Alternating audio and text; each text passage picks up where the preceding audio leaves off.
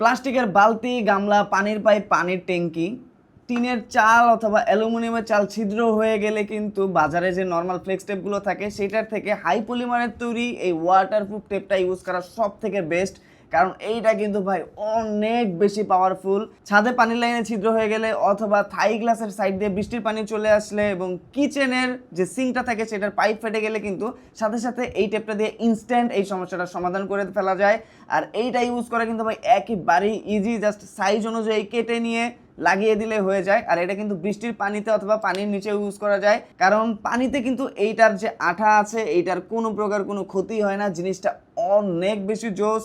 এইটা থাকলে কিন্তু অনেক সমস্যার ইনস্ট্যান্ট সমাধান করে ফেলা যায়। তাছাড়া চাল, ছোলা অথবা ডাল রাখার যে ড্রাম আছে সেটাও যদি ফেটে যায় সেটাও কিন্তু খুব ইজিলি এটা দিয়ে রিপেয়ার করা যাবে। শুকনো অথবা ভেজা যে কোনো জায়গায় যে কোনো টেম্পারেচারের জন্য কিন্তু এইটাই বেস্ট।